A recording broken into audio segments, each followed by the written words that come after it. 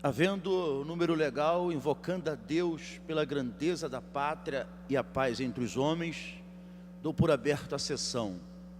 Convido o nobre vereador Rocal para proceder à leitura da ata da sessão anterior. Ata da 89ª sessão ordinária, em 23 de outubro de 2018. Presidência, senhores vereadores Jorge Felipe, presidente, Rocal e Babá, ambos a convite. Às 14 horas, com a presença dos senhores vereadores Paulo Pinheiro, William Coelho, Wellington Dias, Ítalo Ciba, Tereza Berger, Leandro Lira, Rafael Luiz Freitas, professor Célio Parelli, Rocal, 9, assume a presidência o senhor vereador Rocal e ocupa o lugar de secretário o senhor vereador William Coelho, ambos a convite. A sessão é encerrada às 16 horas e 25 minutos.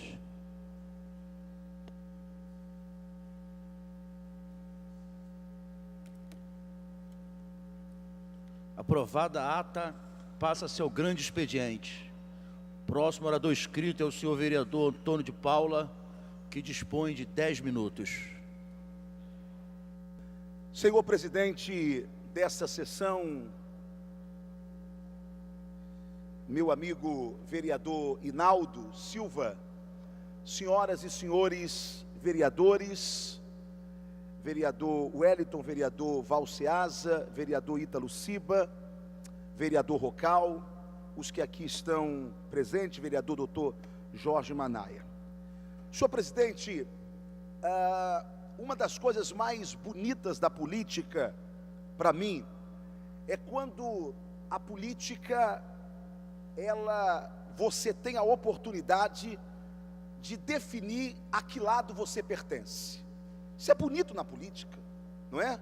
Aliás, quando o político tem lado, ele é respeitado até pelos seus oponentes, porque sabem que ele tem lado, que ele não fica dançando conforme a música. E ter lado significa ter caráter, porque quem não tem lado, não tem caráter. Quem não tem lado, é porque hoje pensa de um jeito, mas amanhã, de acordo com as circunstâncias, pode mudar. É impressionante a cara de pau do Eduardo Paes.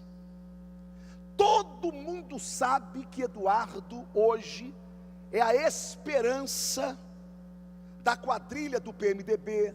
Eu não tenho nada contra o Eduardo não, tá?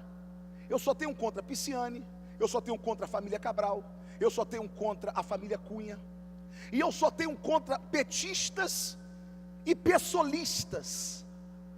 Essa quadrilha toda colocaram em um liquidificador, e essa turma toda está com Eduardo Paes. Eduardo Paes conseguiu um fenômeno. Ele tem do lado dele Márcia Tiburi, ele tem do lado dele o PSOL inteiro, mas que hipocritamente não coloca a cara, né? Fica cocheando no alambrado, como dizia Leonel Brizola. Ele tem do lado dele toda a quadrilha do PMDB, toda.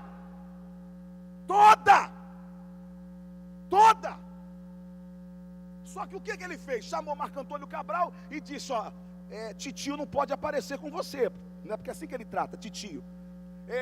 Chamou a Daniele Cunha e disse assim: ó, eu não posso aparecer com você.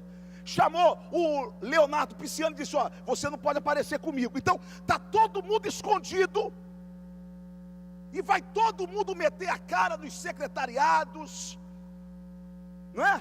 Vai todo mundo meter a cara nas empresas do governo, assim que Eduardo tomar posse. Repito, eu não tenho nada contra Eduardo, não. Eu só acho que Eduardo, ele é um produto vendável. É um produto que foi vendido ao longo de anos, pela Globo, vendido. Por exemplo, esta Câmara Municipal sabe que Eduardo não é um bom administrador. Essa Câmara sabe, porque esta Câmara aqui sabe que, por pior que seja o governo Crivella, a incompetência do Crivella foi não ter feito a transição e ter esperado quase 6 meses para dizer para o povo que Eduardo Paes deixou uma dívida de 3 bilhões de reais na cidade do Rio de Janeiro. Que bom administrador é esse? Agora, Eduardo agora que vota no Haddad, que acompanha o Haddad, quer surfar de forma inescrupulosa na onda do presidente Jair Bolsonaro. E mandou a sua equipe disparar fotos dele com Jair Bolsonaro e uma frase que parece ser uma frase dita pelo presidente Jair Bolsonaro, o que é mentira. Mentira por 2 razões. Primeiro, vereador Hinaldo, jamais Jair Bolsonaro atrelaria a sua face limpa com a face do padrinho ou com a face do amigo de Cabral. Lembre-se, Eduardo só se tornou prefeito desta cidade por uma razão, e a razão foi uma, ele era o candidato do Sérgio Cabral, por isso que ele se tornou. Agora, querer descolar essa imagem não dá, minha gente. Agora, colar a imagem com o presidente Jair, eu vou dizer uma coisa que é importante que você saiba.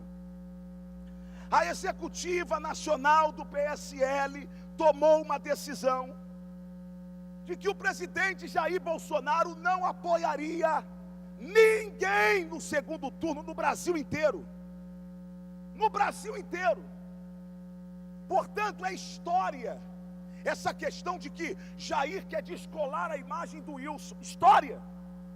O que Jair não quer é que algum incidente de percurso como esse que possivelmente aconteceu com Dória, eu não sei se é fake, se não é. Já pensou? Jair com Dória, e aí estoura essa bomba em São Paulo, respinga no Jair. Então, o presidente Jair decidiu: não vou atrelar minha imagem com ninguém, e fez isso com Wilson. Agora, só com Wilson, aqui no Rio, Jair permitiu seu filho andar e pedir voto, que é o Flávio Bolsonaro. Portanto, o Wilson já sabia que Jair Bolsonaro não ia declarar voto, porque foi uma decisão dele e da executiva do partido nacionalmente. Portanto, senhor presidente, é triste você ver o uso de imagens atreladas, desnecessárias, sem a devida autorização. Eu fiz contato com o Flávio se demonstrou chateado com isso tudo, sabe? Mas faz parte da baixaria, da covardia, deste que se tornou a esperança de todo mundo, menos do povo. Eduardo hoje é a esperança de uma alerge combalida, com mais de 50% de renovação. Ele se tornou a esperança da esquerda derrotada, ele se tornou a esperança dos grandes clãs da política, porque uma vitória de Wilson sepulta a história da família Pisciani, uma vitória de Wilson sepulta a história da família Cabral, uma vitória de Wilson acaba com a história da família Cunha, e é isso. A esperança deles é o Dudu. Dudu tem que ganhar, porque o que rola no meio deles é: se Dudu não ganhar, a gente está ferrado, a gente está perdido. Então vamos ver o que o povo vai decidir. Pesquisa? Ei, a gente não cai mais nessa. Pesquisa à véspera de um debate da Globo, para dar ibope no debate, a gente não cai mais nessa. O povo, senhor presidente, já declarou a sua alforria das pesquisas eleitorais. O povo vota com a consciência limpa e tranquila. E não é mais o sorriso fácil ou o abraço interesseiro que vai mudar a opinião do povo. O Rio precisa respirar novos ares. Eduardo Paes é a continuidade de um governo de Cabral que até agora só trouxe tristezas e vergonha para o Rio de Janeiro. Que o Senhor ilumine as nossas mentes, porque talvez o povo fluminense, o povo carioca, o povo do Rio não tenha outra chance de varrer para bem longe da política como nós temos essa chance. Outra coisa, só tem uma coisa que Eduardo Paes quer mais do que o governo do Rio, é o foro privilegiado. Se quiserem dar foro para o Dudu, eleja ele governador. Próximo orador inscrito é o senhor vereador Rocal, que dispõe de 10 minutos. Senhor presidente, senhoras e senhores vereadores, o que me traz aqui nesta tribuna, nesta tarde de hoje, é prestar contas da CPI da Light, onde o relatório final, da qual fui relator, está publicado no DCM do dia 11 de outubro.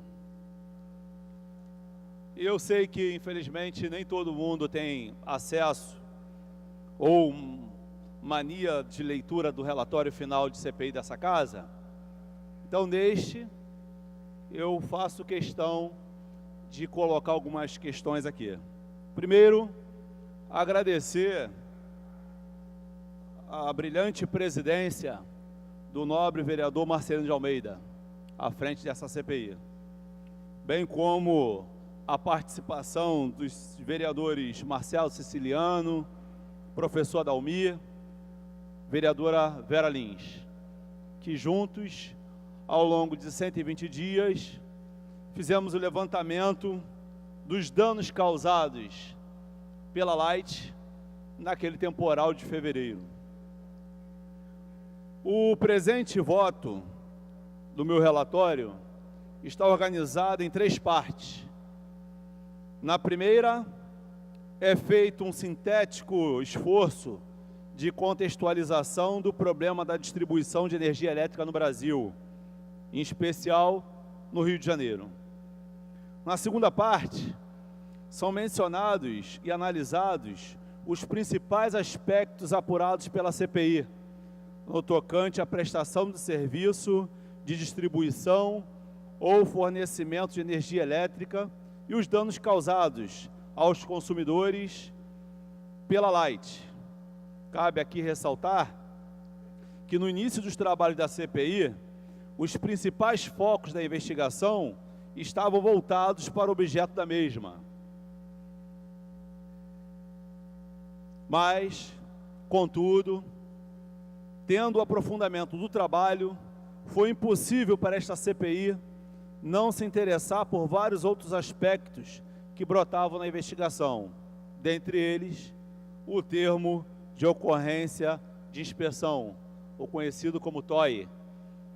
Na cidade do Rio de Janeiro, houve uma febre da Light em toda a cidade do Rio, para que pudesse trocar os relógios, né, os medidores de energia, chamado TOI, e muitos deles foram de maneira equivocadas, e isso também está colocado no relatório.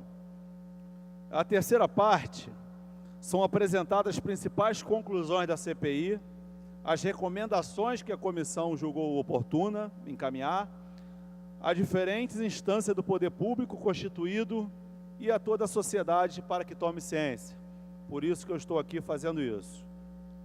Dentre a parte da contextualização, nós colocamos a mudança do setor elétrico, o papel da ANEEL como protagonista na fiscalização do setor, a ANEEL e o prejuízo aos consumidores, a Agenersa, que é a Agência Reguladora de Saneamento e Energia aqui do Estado do Rio de Janeiro, enquanto possível agência local de fiscalização, a questão da defesa do consumidor, o desrespeito ao Código da Defesa do Consumidor, a relação entre o consumidor e a concessionária, o TOI e as redes de energia elétrica nas árvores. O relatório recomenda que seja revista a posição da ANEEL na fiscalização dos serviços prestados pela Light, na região metropolitana, em especial aqui na cidade do Rio de Janeiro. A conclusão mais importante desta comissão é o fato do evento ocorrido em fevereiro foi atípico, e é verdade. Não podendo mensurar, só em falar em temporal, só em falar da questão atípica, a Câmara resolveu também fazer algo atípico. Ainda bem que tem gerador, creio. Já que a minha fala não foi interrompida, somente a TV Câmara também está disponível. Então vamos continuar. A conclusão mais importante desta comissão é o fato de que o evento ocorrido em fevereiro foi atípico, não podendo mensurar os danos causados à população carioca. Entretanto, serviu para a revisão dos planejamentos da concessionária frente aos futuros eventos de tal magnitude. Fevereiro já acabou. O problema que aconteceu já foi estudado. Mas como a Light está se programando para o futuro? O verão está chegando. Como a Light está se preparando para episódios de tamanha importância? Se o que causou a dificuldade da mobilidade para a resolução rápida do restabelecimento de energia foram as árvores caídas, eles alegam sempre que o que houve na cidade foi grande dificuldade de árvores caídas ao longo das vias principais, impedindo que a equipe de emergência pudesse chegar. Se faz urgente o acompanhamento das milhares delas junto à rede de energia, bem como o melhor plano de poda, evitando a interrupção do serviço, já destacado no item 7.10. Vale destacar também que nos canais de relacionamento da concessionária, o respeito ao consumidor se apresenta de forma frágil, não garantindo os direitos da população carioca claramente. É comum o consumidor ligar para a Light e ficar horas naquela central automática, aguarde um momento, daqui a pouquinho vamos falar contigo. Aí assim que consegue o atendimento, querem saber qual é o seu código do cliente. Meu Deus, se o consumidor está às escuras em casa, num desespero, como é que ele vai saber de cor o código do cliente? E enquanto não oferece o código do cliente, o seu pedido não é feito. Ou a ligação cai e tem que recomeçar tudo de novo. Foi muito clara essa informação nessa CPI. O que mais deixou esta comissão parlamentar estarrecida foi a total inoperância da ANEEL na fiscalização da concessionária Light na cidade do Rio de Janeiro. Em São Paulo, por exemplo, a ANEEL tem convênio com a agência reguladora local, que faz o controle e a fiscalização da energia elétrica. É necessário que as medidas para corrigir o problema sejam tomadas com a máxima brevidade e, fundamentalmente, que os consumidores tenham seus direitos resguardados através de um convênio da ANEEL com a Agenersa, Agência Reguladora de Energia e Saneamento Básico do Estado do Rio de Janeiro.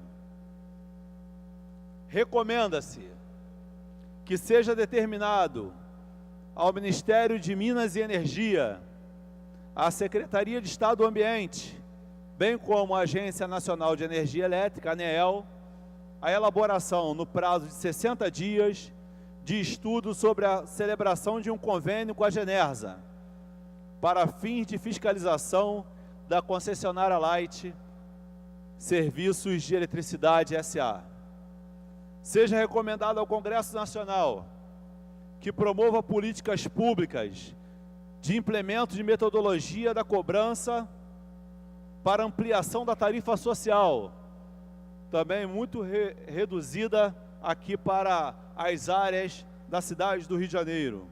Por fim, é imperativo recomendar aos representantes do Ministério de Minas e Energia, Secretaria de Meio Ambiente do Estado, bem como a ANEEL, que, tendo em vista a premência do assunto, seja devidamente alentado para o interesse público subjacente ao tema, impondo multas contratuais à concessionária Light, quando o interesse público dos cariocas for desrespeitado.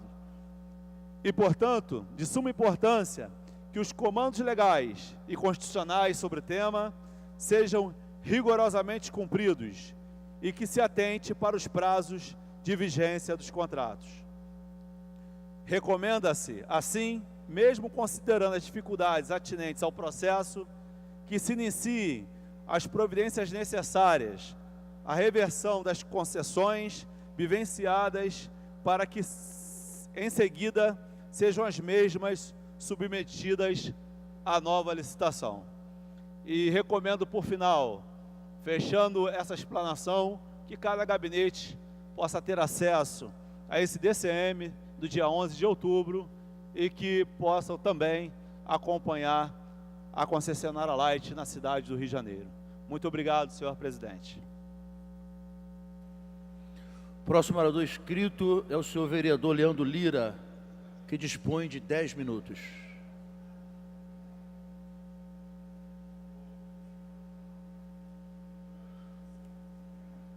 Não estando presente, próximo orador inscrito é o senhor vereador Paulo Pinheiro, que dispõe de 10 minutos. Não estando presente, próximo vereador inscrito é o senhor vereador Babá. Não estando presente, não há mais orador inscrito, a palavra fica franqueada. Com a palavra franqueada, o senhor vereador César Maia, que dispõe de 10 minutos. Senhor presidente, senhoras e senhores vereadores, nós estamos aí nos últimos dias antes da eleição e o debate que ocorre entre as campanhas, através das redes sociais, pelos candidatos, é em torno das pesquisas e da probabilidade maior ou menor de um candidato ultrapassar o outro, no Brasil todo, aqui no Rio de Janeiro. Segunda-feira, eu fiz um texto no meu Twitter, fazendo uma projeção e mostrando que a candidatura do Eduardo Paes, ela estava num processo ascendente e essa ascensão poderia aproximá-lo do candidato Wilson. Isso é simples de se calcular.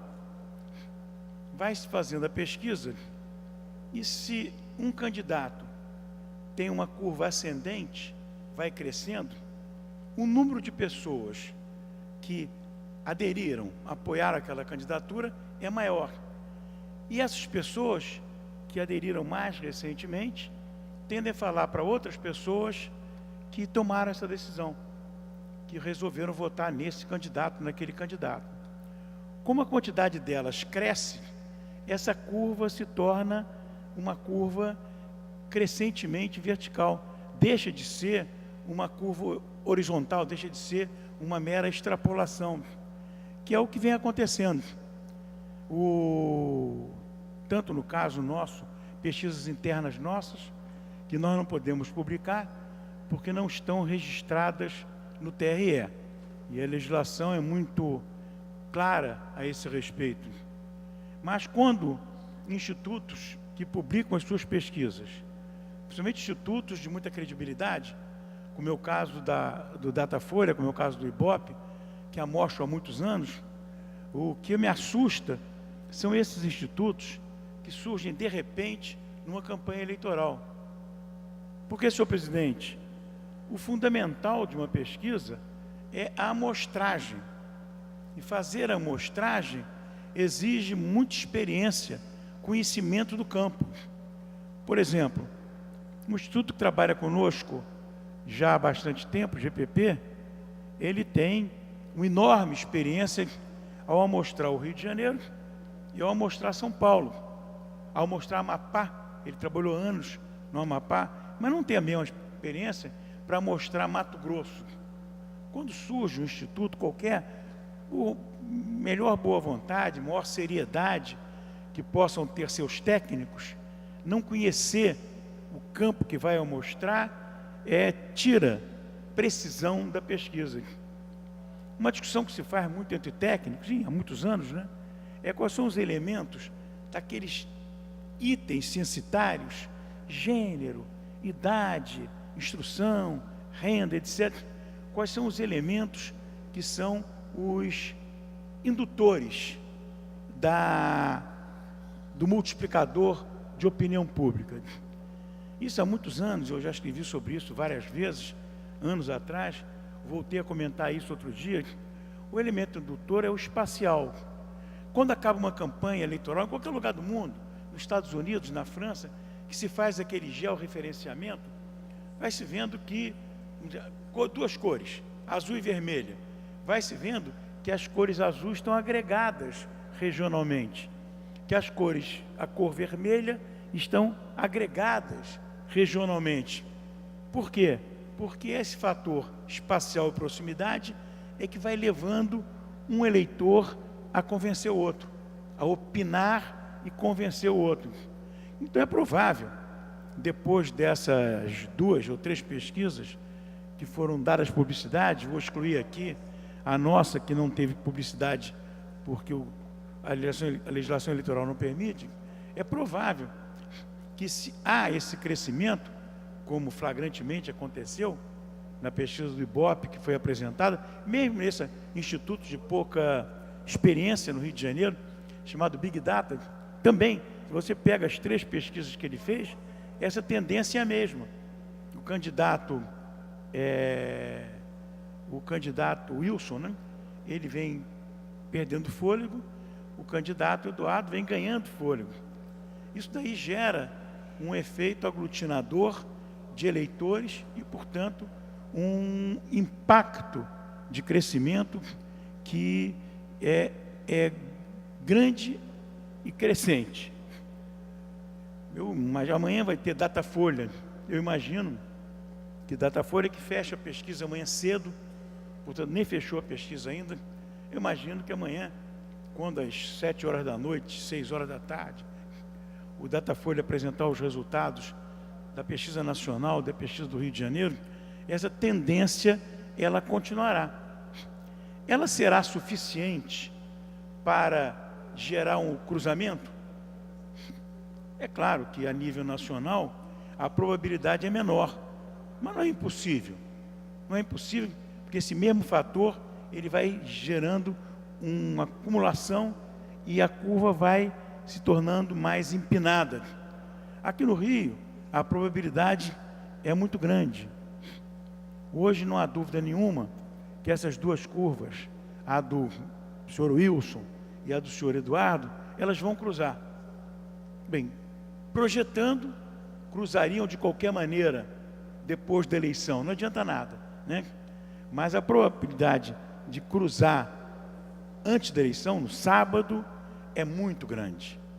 Portanto, os institutos, principalmente aqueles institutos sérios que trabalham para as campanhas, têm que levar a pesquisa até o último dia. Me lembro, na eleição contra o prefeito Conde, em 2000, que o Conde abriu com 17 pontos na minha frente, e aquela coisa foi, e a curva vai empinando, empinando, e a nossa projeção gerava uma certa ansiedade, que o cruzamento ia se dar em cima da eleição.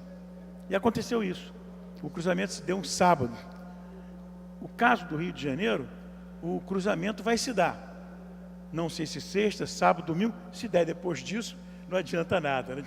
Finalmente, senhor presidente, queria pedir autorização a Vossa Excelência para transcrever uma entrevista que eu dei na quarta-feira, 24 de outubro, ao jornal Estado de São Paulo, avaliando as razões dessa eleição e chamando a atenção para aquilo que eu já comentei aqui mais de uma vez, que o fator ético, Lava Jato, foi o fator fundamental.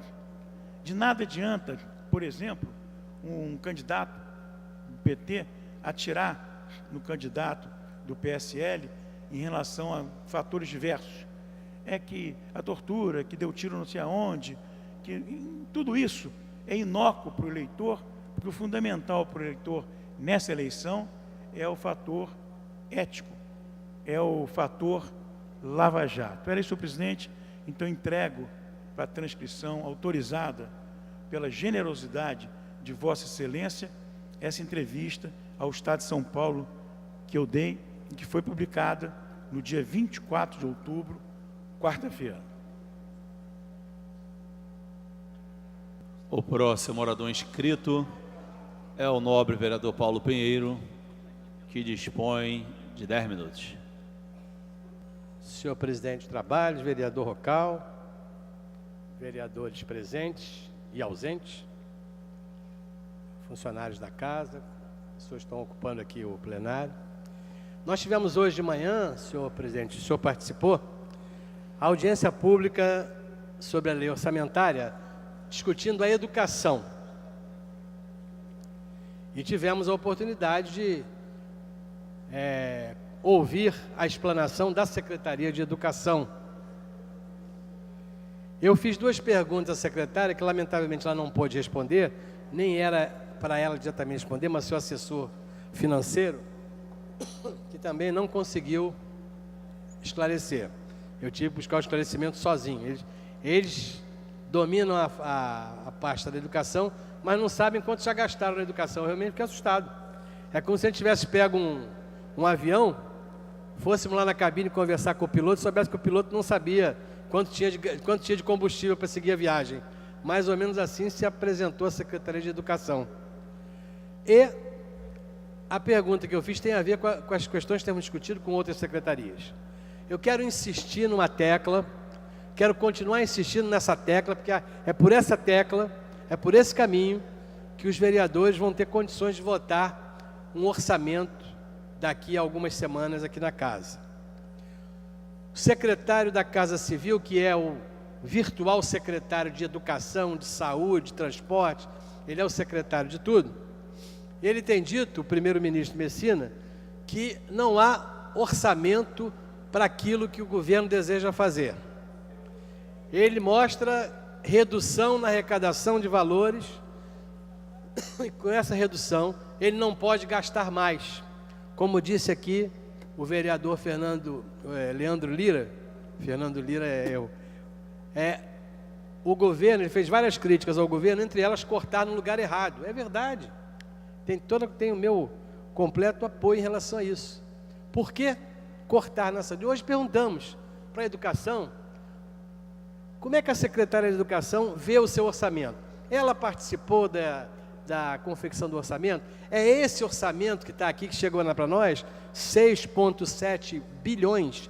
É isso que ela acha que precisa para cumprir o plano municipal de educação, o plano especial de educação, plano plurianual? É esse recurso? Ela foi muito clara para nós, e foi uma surpresa, inclusive, que eu achei que ia chegar aqui e encontrar o primeiro-ministro sentado ao lado dela, mas acho que ele já deu todas as instruções para ela, não precisa. Ele só precisa ficar cercando a saúde. O nosso companheiro, eu vejo aqui o Carlos Eduardo, nós temos que fazer algum tipo de reza, dependendo de quem sente qual é o tipo de reza para tirar o Messina de perto da saúde. O Messina perto da saúde é um agouro, uma coisa complicada, porque ele traz uma informação que não é verdadeira. Nós vimos hoje aqui a secretária de Educação falou o seguinte: nós não podemos, ela foi muito clara, que eu gostaria de ouvir a mesma coisa da secretária de Saúde. Nós não podemos ter cortes na educação. E pelo jeito, eles não fizeram um corte na educação. Nós estamos vendo que o orçamento da educação de 2018, aprovado na casa, foi 6,7 bilhões de reais. Para esse ano, continua 6,7, era 6.704, agora é 6.798. É um aumento ínfimo, mas não houve corte. Nós vemos um outro fato importante: quanto a Secretaria de Educação conseguiu empenhar no ano de 2017, no ano passado. 6.197, ou seja, no orçamento de 6.480, a Secretaria de Educação conseguiu empenhar 697, ou seja, 96%. Vejam a diferença das duas políticas públicas. 6,76, 6,17 foi empenhado. 96% não foi por audácia da secretária de Educação, até porque ela não está nem há 3 meses no cargo. Foi porque o governo, o núcleo central, o primeiro-ministro, permitiu que a educação gastasse até isso, empenhasse até isso. Se você compara com a saúde, no ano anterior, a saúde tinha um orçamento de 5,4, só conseguiu empenhar 4,9, muito menos. Por quê? Por ineficiência da Secretaria de Saúde? Não, porque o secretário da Casa Civil disse isso agora. A frase dele sobre o orçamento, que eu não vou esquecer mais, não vou deixar esquecer, vou dizer todos os dias falar sobre o orçamento. Ele diz: o pé da saúde não cabe no sapato da fazenda. Dizíamos para ele, se isso é verdade, tem que aumentar o sapato da fazenda. E ao contrário, o que o prefeito está fazendo e o secretário Messina estão fazendo dentro da saúde é amputar um pedaço do pé da saúde. Eles estão amputando 712 milhões de reais para o ano que vem. E para esse ano já amputaram um pedaço enorme. Nós já temos hoje, eles só conseguiram, vejam a diferença, eles só conseguiram empenhar 4 bilhões e 100 milhões de reais da saúde esse ano. Do orçamento de 6, eles só conseguiram empenhar 4,1. Significa o quê? Que não há mais dinheiro. O sapato, o pé da saúde já bateu na ponta do sapato. Se crescer mais, vai furar o sapato, vai amputar os dedos. O que significa isso?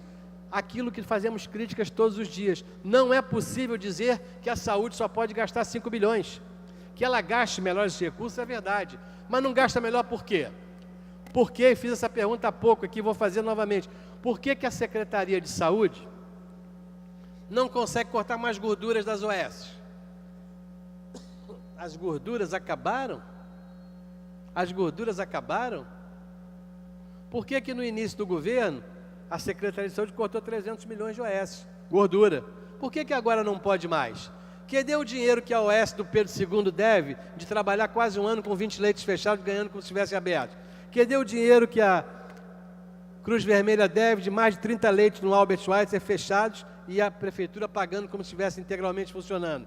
Cadê os leitos que o Viva Rio controla? Tá bravo aqui, me dá uma aguinha ali, por favor. Uma aguinha minha ali. Por que o hospital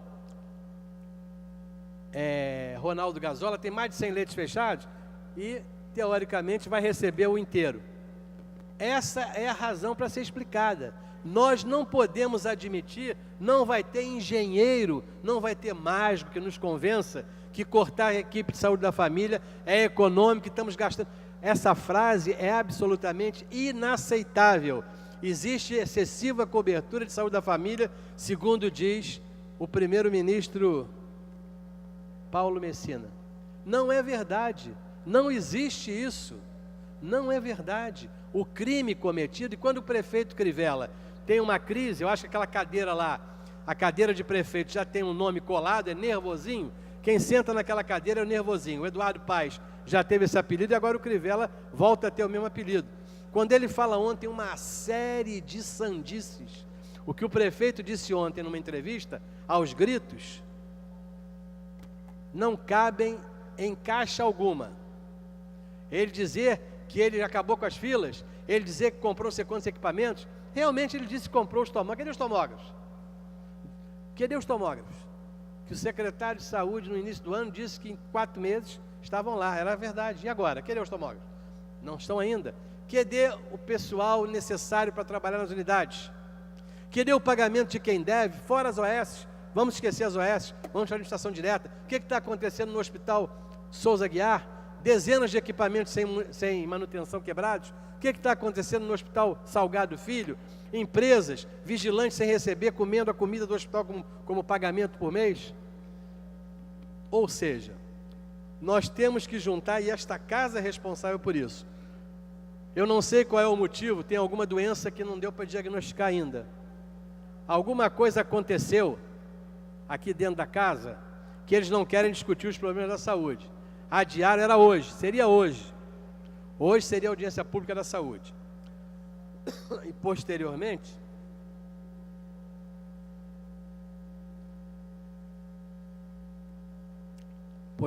seria a discussão sobre os cortes da saúde que o primeiro-ministro Messina iria fazer à tarde aqui hoje.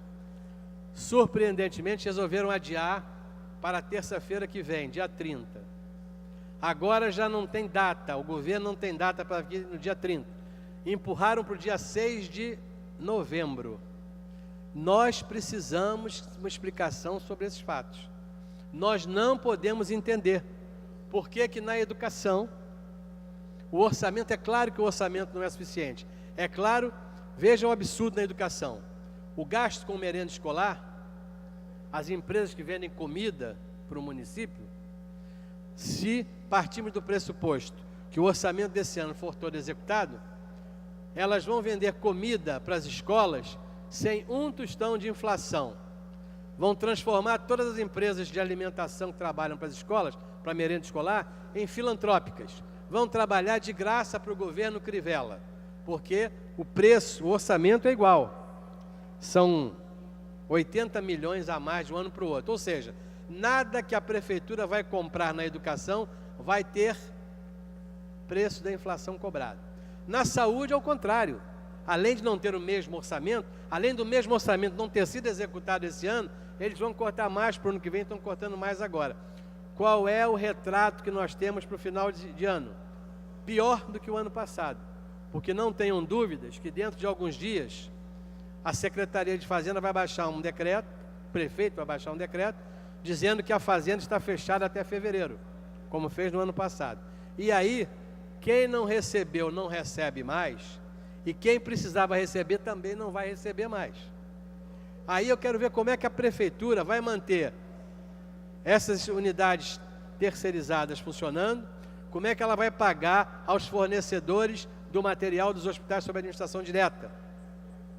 Portanto, senhores, é muito importante que os vereadores participem dessas reuniões de audiência pública e das reuniões sobre o orçamento, porque nós precisamos entender o que vamos votar aqui.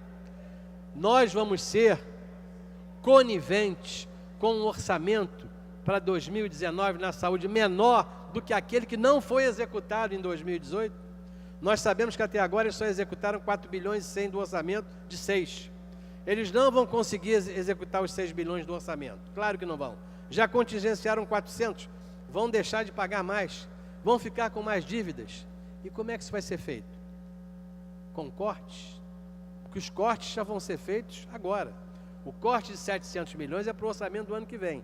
Mas os cortes na atenção primária serão feitos agora. É impossível que o prefeito continue dizendo, vou encerrar, senhor, que a saúde vai bem. Só na cabeça dele. Aquele olhar dele para o vazio, aquele olhar estranho que o prefeito tem, só ele deve estar olhando num vazio, deve estar vendo os hospitais muito bem equipados, a atenção básica funcionando, e a atenção psicossocial. Cadê a evolução dos centros de atenção psicossocial que foram prometidos? Cadê o funcionamento? Cadê as policlínicas necessárias da campanha eleitoral, as 8 policlínicas necessárias para absorver? Nem as que existem hoje estão funcionando. Basta visitar as unidades de saúde, prefeito.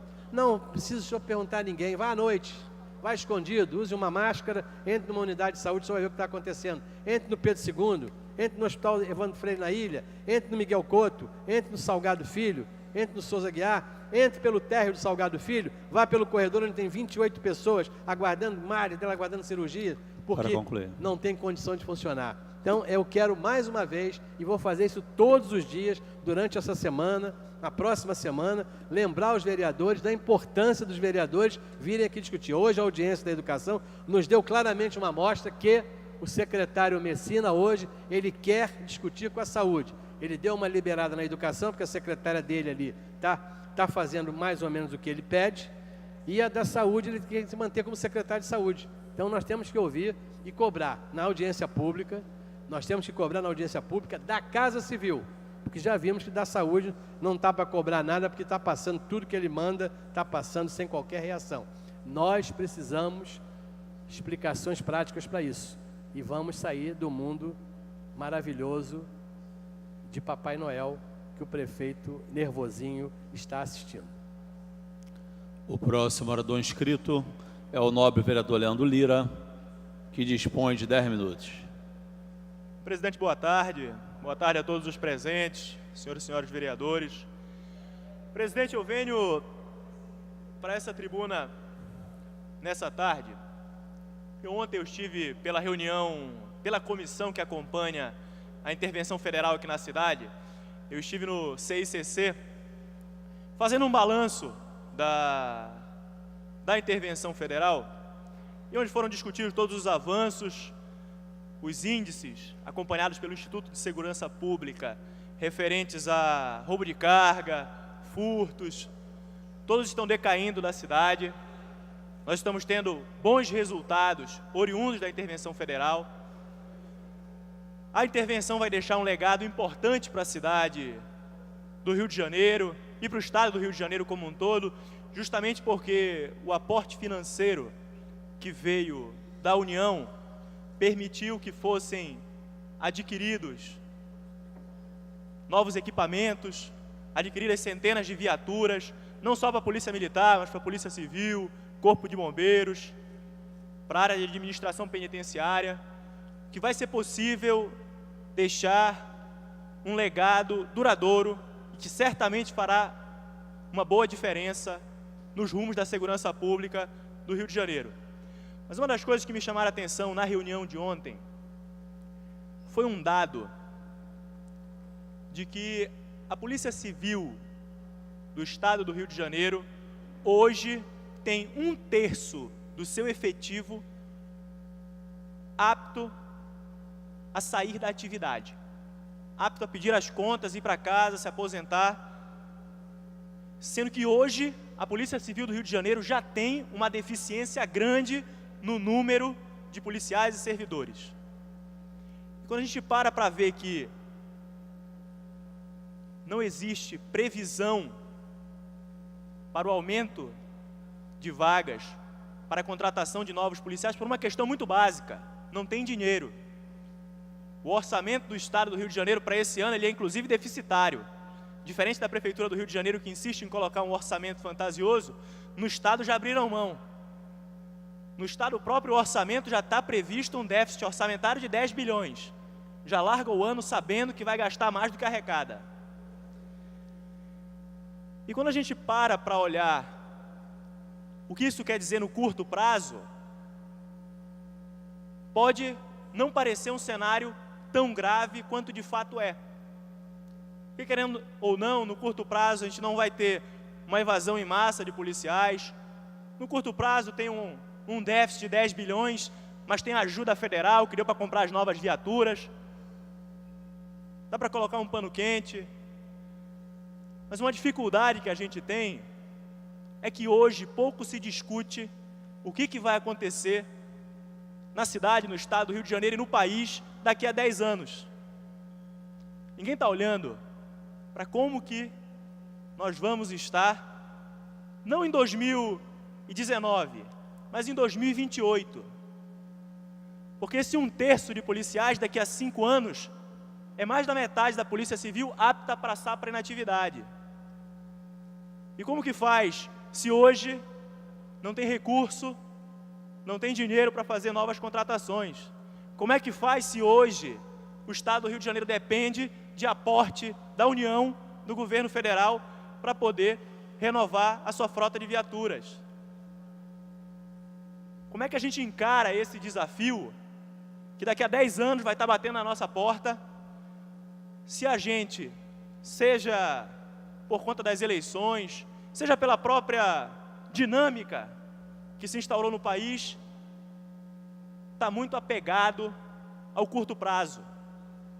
A gente aqui olha um palmo só na frente, é o orçamento desse ano, que está deficitário, é a greve nos hospitais, é a falta de concurso para manter os servidores, são os aumentos de impostos para poder fechar a conta esse ano.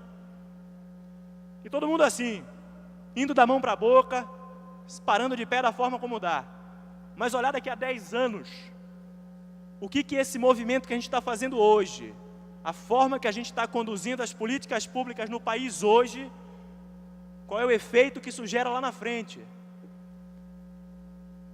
Isso não é só em segurança pública, quando a gente fala, por exemplo, da reunião de ontem na intervenção federal, com essa questão da Polícia Civil, que se repete também na Polícia Militar, que a Polícia Militar do Rio de Janeiro também sofre com essa questão dessa visão de curto prazo, de não se planejar de maneira adequada, de não se antever os desafios que estão batendo na nossa porta. 5, 10 anos na frente. A Polícia Militar do Rio de Janeiro, por exemplo, sofre com um problema porque não tem regularidade de concurso, não tem regularidade de chegada de novos praças e oficiais no corpo da Polícia Militar. E se não tem todo ano uma previsão de entrada, se entra, por exemplo, em um ano 5.000 novos praças e nos 5 anos seguintes não entra ninguém, quando os 5.000 saírem 10 anos, 20 anos, 30 anos depois, não vai ter quem repor. Justamente porque não tem uma constância na contratação. E aí o efetivo da polícia sobe e desce, passa a ser incontrolável. A política pública, a política de segurança pública perde eficácia justamente por falta de planejamento, por falta de uma visão de médio prazo. Porque ninguém aqui está falando que a gente tem que planejar 30 anos na frente. A gente tem que olhar para 10 anos na frente. Tem que ver, por exemplo, que hoje, um desafio que a gente vai ter, pouca gente está olhando para isso, é que nos próximos 10 anos, caso não haja crescimento no país, a máquina pública sofre risco de paralisação. E sofre risco de paralisação por um motivo muito simples. Pessoas vão passar da atividade para a inatividade, vão se aposentar. Direito legítimo. Mas o que acontece hoje, por exemplo? Hoje já não tem disponibilidade financeira, o hospital está cheio de greve. Pegar na ilha, pegar na Zona Norte, Zona Oeste. Por quê? Porque falta orçamento. A prefeitura está aí com dificuldade, o Estado está aí com 10 bilhões de buraco no orçamento. Hoje já falta dinheiro. Imagina o que vai acontecer pelos próximos 10 anos, nos próximos 5 anos. Quando, por exemplo, esse 1/3 de efetivo da Polícia Civil que já pode se aposentar, começar a pedir as contas. O que a gente vai estar fazendo nessa época? Porque hoje ainda dá. Tenta maquiar no orçamento, tenta aumentar o preço do estacionamento na cidade, passa de 2 para 5. E daqui a 5 anos? E não é só na segurança pública que a gente está olhando para isso, não. Hoje, audiência de orçamento, Secretaria de Educação. Veja só o dilema que existe hoje na prefeitura. Existe um déficit de vagas de creche no município, 20.000 vagas. Falta creche, falta profissional. Aí a prefeitura tem que encarar esse problema, só que falta dinheiro. Só que falta dinheiro primeiro para construir a creche. Só que, mesmo construindo a creche, tem um problema depois, porque não tem dinheiro para manter o pessoal.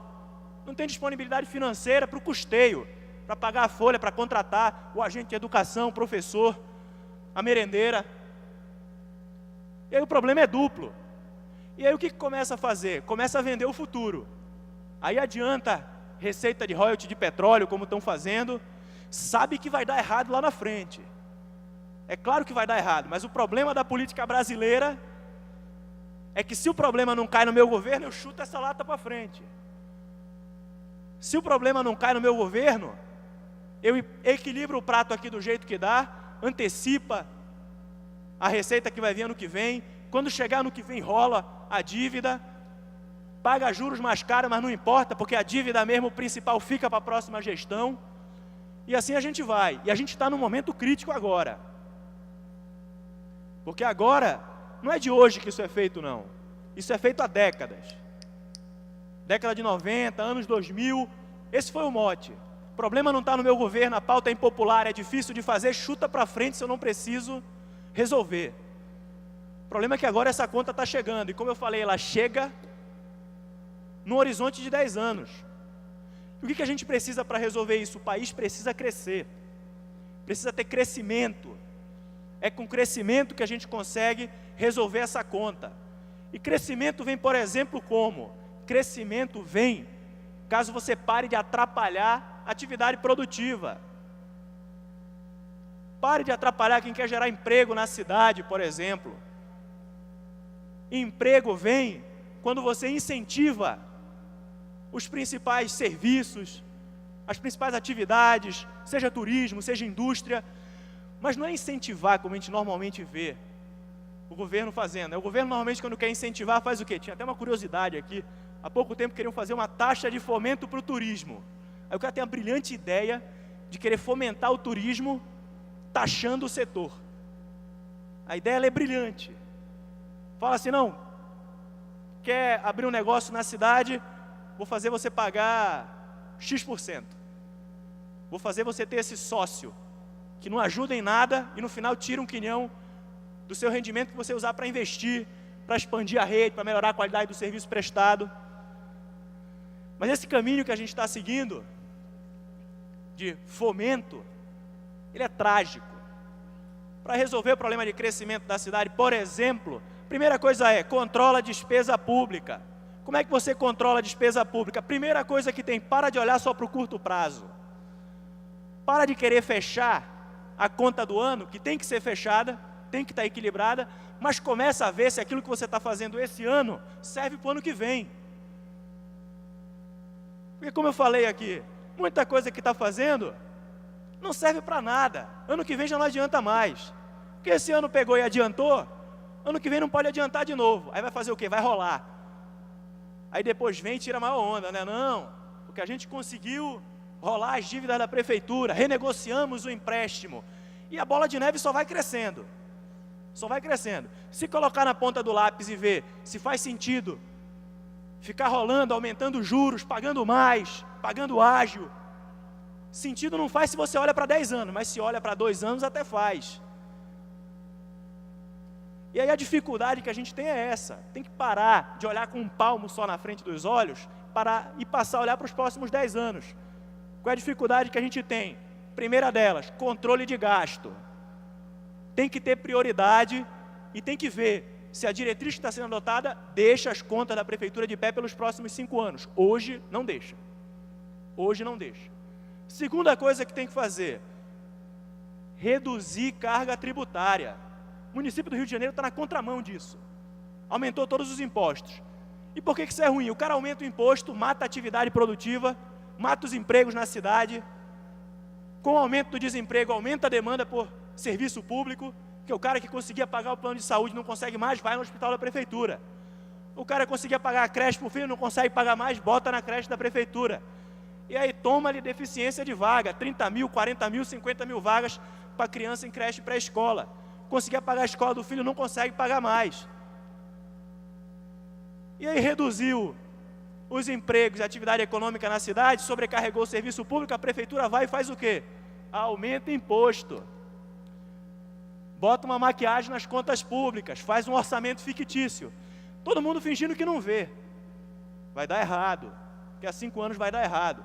Reduz carga tributária, atrai novos negócios para a cidade,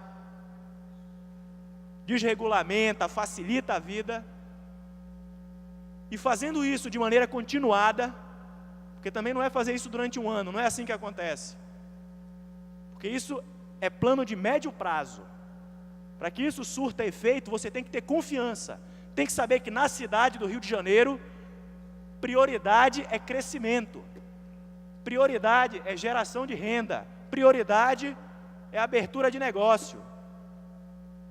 E fazendo isso durante 5 anos, aí sim, a gente consegue com uma despesa controlada, botar a cidade para crescer. Isso invariavelmente reflete na arrecadação da prefeitura, consegue prestar melhores serviços, e a partir daí a gente tem alguma chance de ter um horizonte melhor, porque hoje a previsão não é nada positiva. E é justamente essa questão, presidente, a mensagem eu acho maior, depois de ver os resultados da intervenção federal, bons resultados, como eu falei, duradouros para a cidade, depois de ver a audiência pública da educação, a principal questão que a gente tem que ter hoje, na cidade do Rio de Janeiro, no estado do Rio de Janeiro, no país, é parar de olhar no micro, no curto prazo, no palmo na frente dos olhos, e começar a olhar num ambiente maior, num horizonte de tempo maior, começar a ver que da forma que a gente está caminhando, a gente vai ter problema, e não vai ter problema daqui a 40 anos não, vai ter problema daqui a 10. Daqui a 10 anos, a gente corre sérios riscos de dificuldade para manter de pé a máquina pública e a economia, a cidade, o trabalho, os empregos, a qualidade de vida das pessoas, da cidade, do estado e do país como um todo. Muito obrigado. O próximo orador inscrito é o nobre vereador Babá, que dispõe de 10 minutos. Não estando presente, a presidência franqueia a palavra. Não havendo manifestação por parte dos senhores vereadores, a sessão fica suspensa até às 15h40. Está suspensa a sessão.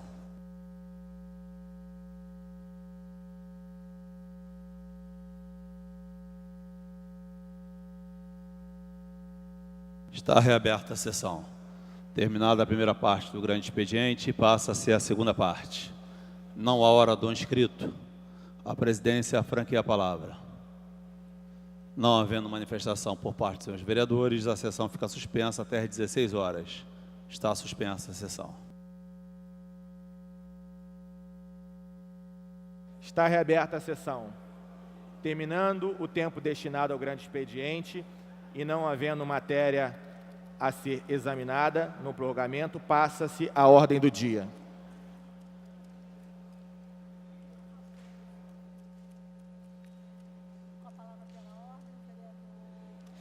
Com a palavra pela ordem, o nobre vereador Fernando William. Bem, senhor presidente, a questão de ordem tem duas motivações fundamentais. A primeira é comunicar a ausência do presidente Jorge Felipe, encontrou comigo na saída e solicitou que eu comunicasse na sua ausência por conta de motivos de força maior que não permitiram que ele permanecesse na Câmara. Segundo, que a gente ganhasse um pouquinho de tempo aí para que os vereadores descessem e a gente pudesse realizar a sessão, já que a gente tem nos últimos dias uma precariedade muito grande de votação de matérias e tal. Então a gente está esperando que os colegas desçam, né? Cheguem os vereadores, tivemos mais um.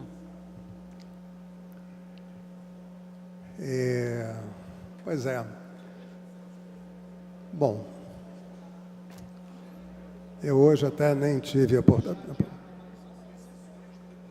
Aproveitando a questão de ordem, comunicar que ontem nós tivemos finalmente, depois da 7ª convocação, nós tivemos a presença do secretário de Infraestrutura e Habitação, Sebastião Bruno, na casa, e este nos trouxe o volume completo de obras inacabadas na gestão passada e, em conclusão, nem todas, né, e o volume de obras que foram reiniciadas nessa gestão, basicamente na área de geotécnica e reforma de escolas, algumas conclusões de clínicas da família, não muitas. Eu estou publicando, né, toda essa relação para que todos os vereadores tenham noção exata da dimensão do problema, que é você iniciar um governo sem fazer a transição, ou pelo menos sem fazer a transição, né, nos primeiros meses de governo, o volume significativo de obras que acabaram paralisadas. Claro, isso culminou também com a falta de recursos, e o resultado é que, para a conclusão das mais de quase 90 obras que não foram concluídas, certamente a Prefeitura vai necessitar despender, possivelmente, de quase que o dobro do que teria que gastar inicialmente se desse continuidade à conclusão das obras. Então, esse é um dado importante, nós vamos estar disponibilizando para publicação. Bom, o vereador Paulo Pinheiro pediu questão de ordem também, não? Então, o vereador...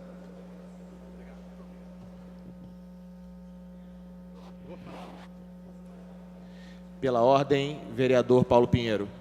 Para lembrar, senhores vereadores, da audiência pública que aconteceu hoje aqui na Câmara, quando ouvimos a secretária de Educação não falar absolutamente nada, como tem acontecido sempre, inclusive um fato muito estranho, muito lamentável. Eu fiz uma pergunta se ela sabia quanto tinha gasto a sua secretaria até o dia de hoje, quanto havia sido empenhado o orçamento. Ela recorreu ao seu assessor financeiro, que disse que também não sabia. E aí deu um pouco de trabalho, nós conseguimos, com a nossa assessoria, subir lá ao gabinete, pegamos, descobrimos que ela já gastou apenas 70% daquilo que ela tinha para gastar. Do orçamento aprovado, ela só executou, quer dizer, na verdade, ela só empenhou 73% daquele orçamento que ela poderia ter gasto na educação. E notamos a ausência muito notada na audiência pública, comandada pelo vereador Luparelli. Nós sentimos a ausência do primeiro-ministro, que não esteve presente, não sei se também por força maior, ele não esteve presente aqui na audiência de hoje.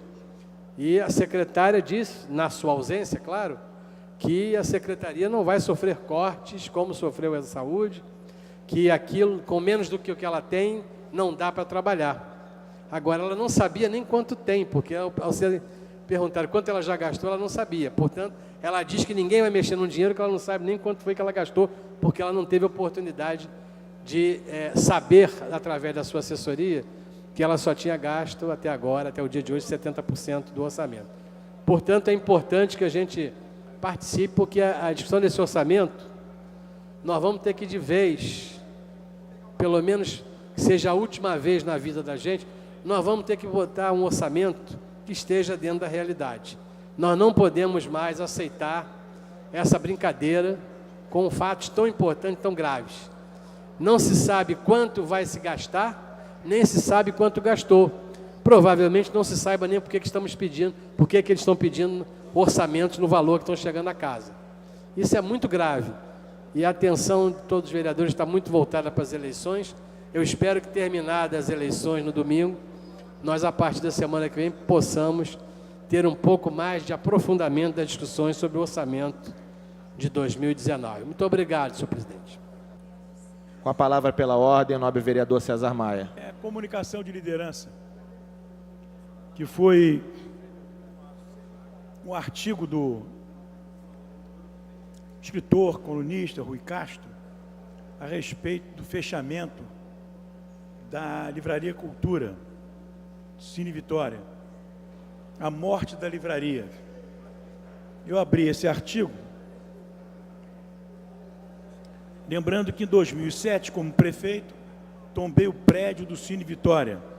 Agora, como vereador, apresentei projetos de lei tombando o uso do prédio apenas para fins culturais. Rui Castro, no seu artigo, diz: a mega filial carioca da Livraria Cultura fechou as portas. Ficava na Cinelândia e ocupava o prédio do antigo cinema Vitória, uma das maravilhas do Art Deco no Rio de Janeiro, inaugurado em 1942 com o filme O Grande Ditador de Chaplin. Assisti a grandes filmes do Vitória. Nos anos 80, com a decadência dos cinemas de rua, o proprietário dedicou-se a degradá-lo, reduzindo a filmes pornô, até finalmente fechá-lo. Sua transformação na cultura, em 2012, mantidos muitos traços originais do prédio, era a esperança de sua conservação. As livrarias sempre foram pontos de encontro entre os escritores e seus leitores para benefício de ambos. No Rio, a primeira foi a do editor e tipógrafo, Paula Brito, na hoje Praça Tiradentes, Pouso em 1860, de Joaquim Manuel de Macedo, Manuel Antônio de Almeida e Machado de Assis. Sucedeu-a, rumo a 1900, o longo reinado da Garnier, na Rua do Ouvidor, também com Machado, mas já na companhia da turma de Coelho Neto e Olavo Bilac. Veio então a Leite Ribeiro, no Largo da Carioca, com suas vitrines iluminadas, e onde Teofilho e Gilca Machado davam as ordens em 1922. Nos anos 30 e 40, a José Olímpio, também na Ouvidor, era o território de Zé Lins do Rego e Graciliano Ramos. Em seguida, a querida São José, na Rua Idem, onde Drummond batia o ponto todos os dias. E a Leonardo da Vinci, reduto em 1968 dos cientistas sociais, dos estruturalistas e dos leitores de Cahiers de Cinema. De 1990 para cá, diversas livrarias foram palco de encontros. A Timbre, até hoje no Shopping da Gávea, sua pranteada vizinha, a Bookmakers, a Dantes no Leblon, e também Morta e as várias travessas, cada vez mais acolhedoras e graças firmes. A crise e outros problemas não deram tempo à cultura para criar aquele ambiente mágico em que autores e leitores se espelham, estes sonhando escrever e aqueles ansiando pelo dia em que poderão se dedicar simplesmente a ler. Era isso, senhor presidente. Muito obrigado. A primeira matéria da ordem do dia é a eleição de membro para compor a Comissão de Defesa dos Direitos Humanos. A presidência esclarece que no processo de votação para a escolha do membro que irá compor a comissão permanente, serão seguidos os trâmites dos artigos 60 e 275-A do Regimento Interno. Não poderão concorrer com base no segundo parágrafo do segundo artigo 58 do Regimento Interno, com a nova redação dada pela Resolução 1063/2007, os membros efetivos da mesa diretora: vereador Jorge Felipe, presidente; vereadora Tânia Bastos, primeira vice-presidente; vereador Zico, segundo vice-presidente; vereador Carlos Caiado, primeiro secretário; e vereador Cláudio Castro, segundo secretário. Nos termos do artigo 275-A do Regimento Interno, cada vereador votante registrará no terminal de votação o número correspondente ao vereador que deseje votar. A presidência lembra que o número a ser registrado é o que antecede o nome do vereador no painel de votação. Passa-se a votação para a Comissão de Direitos Humanos. Os postos de votação estão liberados.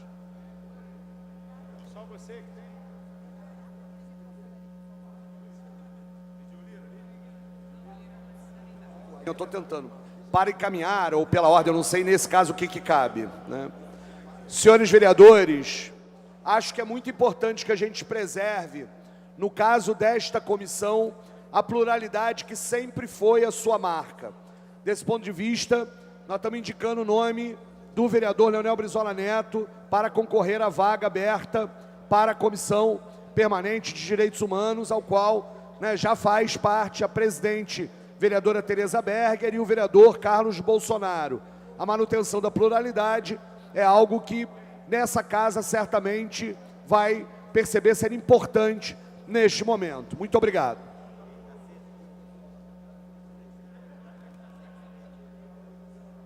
Vai encaminhar. Para encaminhar o vereador Wellington Dias.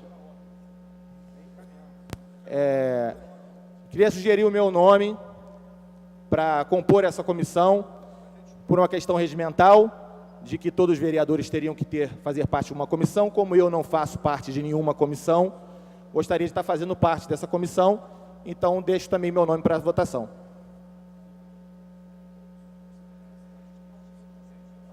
Os postos de votação estão liberados.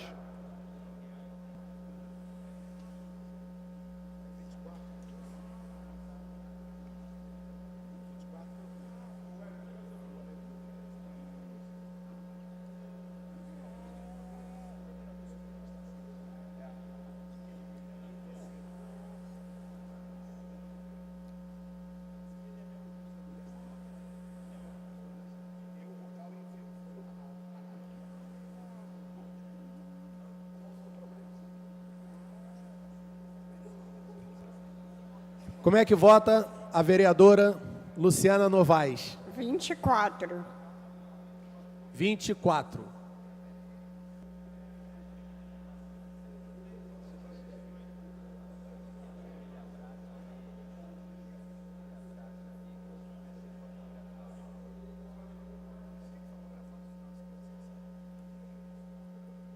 Ia fotografar o Brizolinha abraçando ali o Antônio.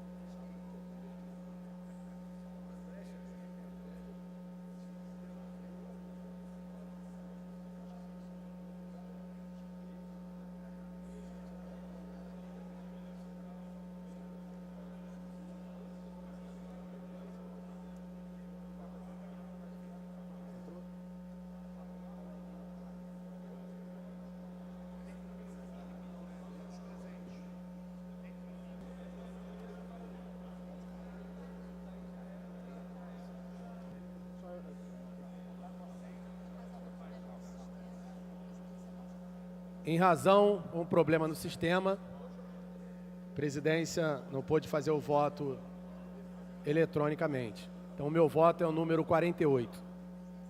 A presidência vai encerrar a votação.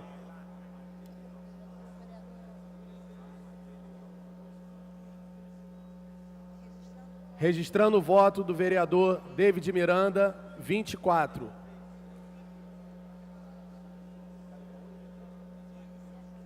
Está encerrada a votação.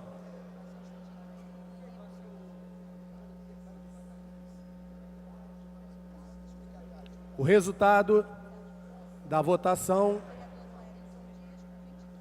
vereador Wellington Dias com 23 votos, vereador Leonel Brizola 10, está eleito como membro da Comissão de Direitos Humanos o vereador Wellington Dias. Passa-se a matéria seguinte.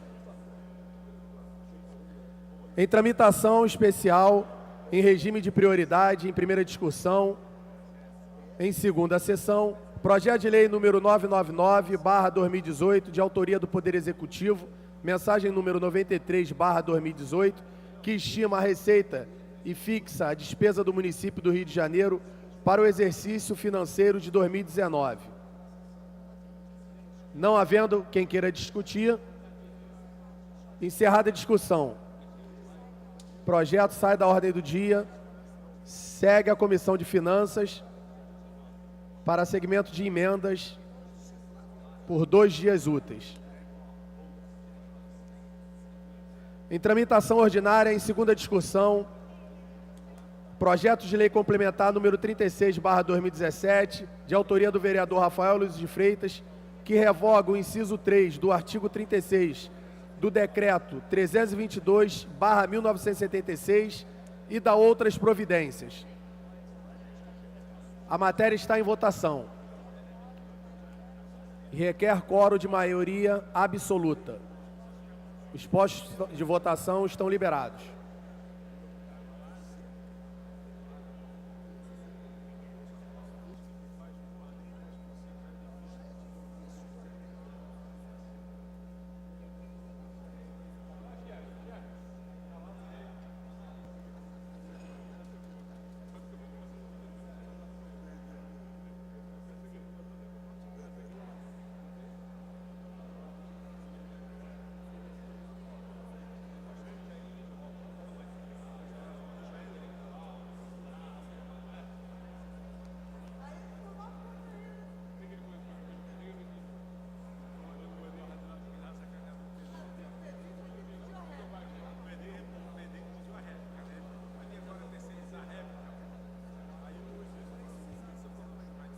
Como é que vota a vereadora Luciana Novaes?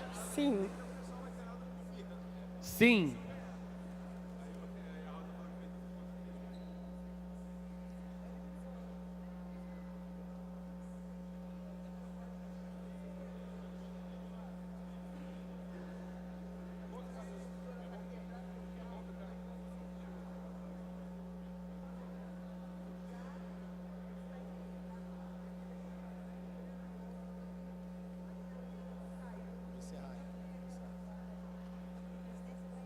A presidência vai encerrar a votação. Encerrada a votação. Votaram sim. Votaram 21 senhores vereadores. Não há quórum para deliberar. A matéria voltará em votação.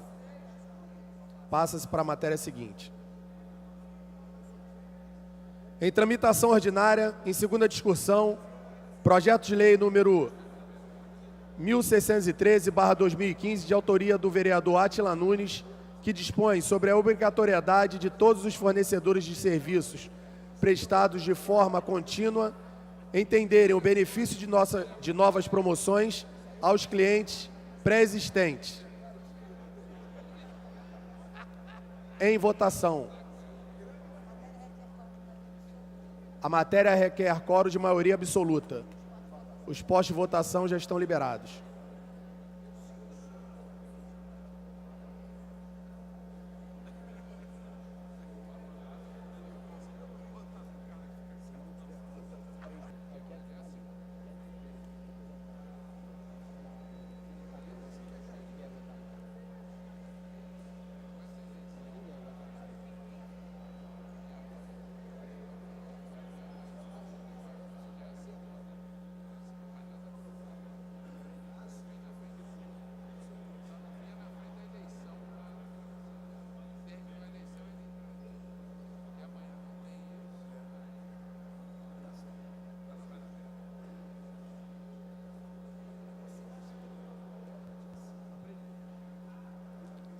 A presidência vai encerrar a votação.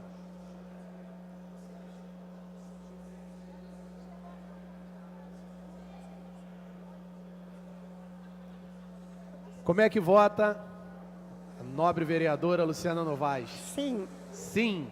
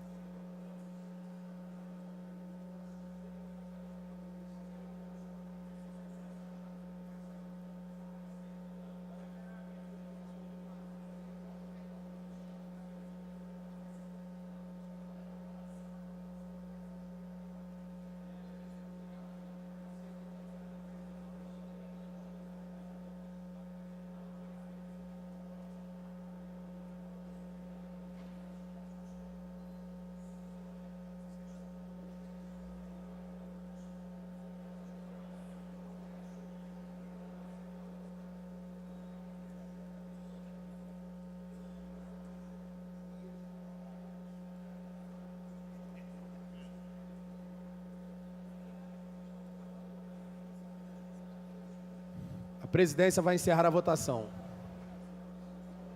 Encerrada a votação. Votando os 19 senhores vereadores, não há quórum para deliberar a matéria. Voltará em votação.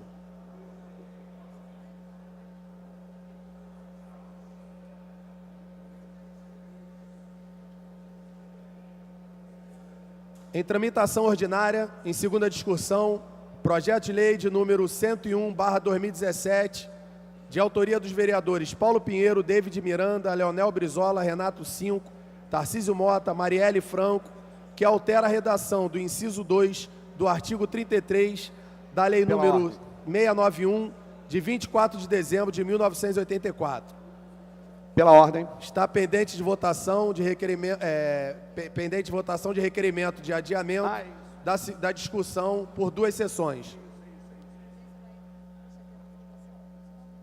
A presidência vai proceder à votação nominal do requerimento, em razão da falta de quórum nas matérias anteriores.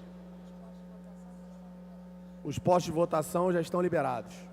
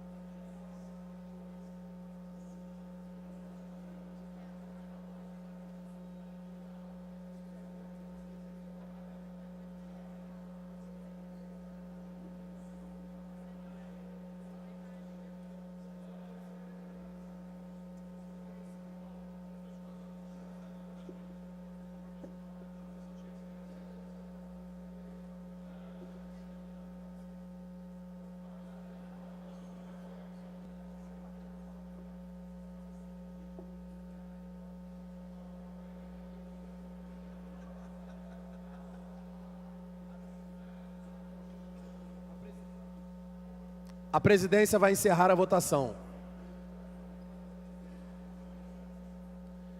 Encerrada a votação. Perdão. Como é que vota a nobre vereadora Luciana Novaes? Sim. Sim. Consignando o voto sim do vereador Raimon e do vereador David Miranda e do vereador Luiz Carlos Daniel Martins.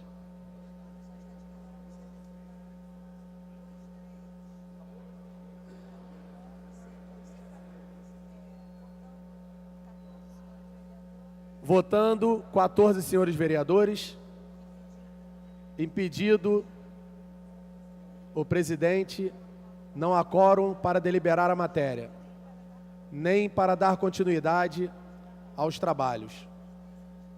A presidência, antes de encerrar, convoca a sessão ordinária para amanhã, às 14 horas. Está encerrada a sessão.